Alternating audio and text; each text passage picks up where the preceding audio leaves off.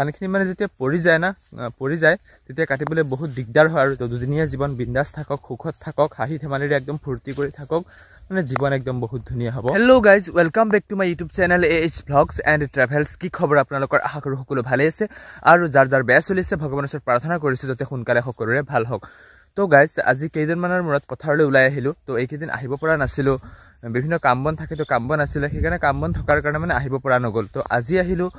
প্ৰায় এসপ্তাহ মানৰ মূৰতে এনে কেতিয়াবা আহু মানে ইশাৰা কি হল ভৰিত মানে কাটিটা সোমাই গল তো এনে আহু কেতিয়াবা কিবা ছাগলী খেদিবলৈ ঘৰৰ ওচৰৰ পৰা ঘূৰি গুচি যাও আজি অকনমান দূৰলৈ আহিলো আগলে আহি দেখিলো যে গুটেই ধান পকি গল মানে বুলি কলে 100% পকাগে নাই প্ৰায় 90% পকি গল এতিয়া ধুনিয়াকে কাটিব পৰা যায় বা আৰু 4-5 দিন পিছৰ পৰা কাটিলেও কোনো কথা নাই মানে আৰু 5-6 দিন মান গলে বা এসপ্তাহ মান গলে গুটেই ধানখিনি একদম 100% পকি যাব পুৰা ৰঙা হৈ যাব তো ধানখিনি পকা দেখি ভালে লাগিছে আৰু মাজে মাজে দুই এজন মানুহে কাটি আছে যিসকলে অকমান আগতিয়া ৰুইছিলে তেওঁলোকে কাটি আছে বা ধানখিনি মানে কি সম্পূৰ্ণ নপকাকেও কাটিব পাৰি মানে তাৰ কাটি থলে ধুনিয়াকে আৰু হৈ যায় আৰু তেনেকে তো হেতু দেখি ভাল লাগিছে যে ধানখিনি পকি গল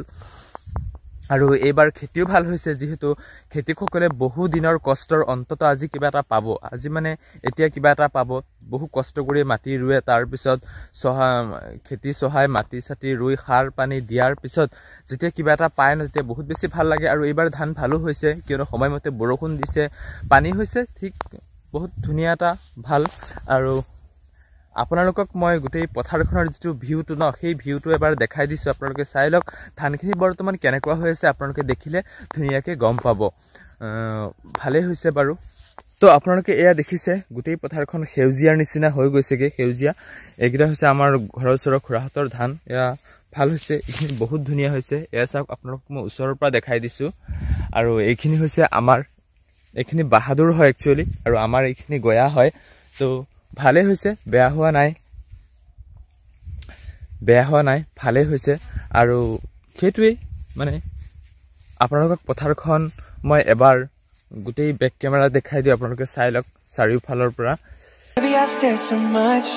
maybe not long enough. Funny how I forget to blink. When you let down your hair, dancing like no one's there. I know I'm where I'm supposed to be.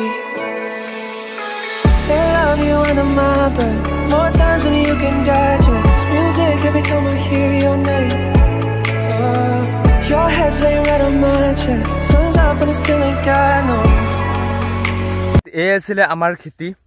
তো আৰু 2-3 দিন পিছৰ পৰা আমি ধান কটা ষ্টাৰ্ট কৰি দিম এতিয়া প্ৰথমতে নিজে কাটি থাকিম মই আছো ইফালে দেউতা আছে আৰু মই বেছি থাকিব নোৱাৰিম কাৰণ কামে সামে গুছি যাও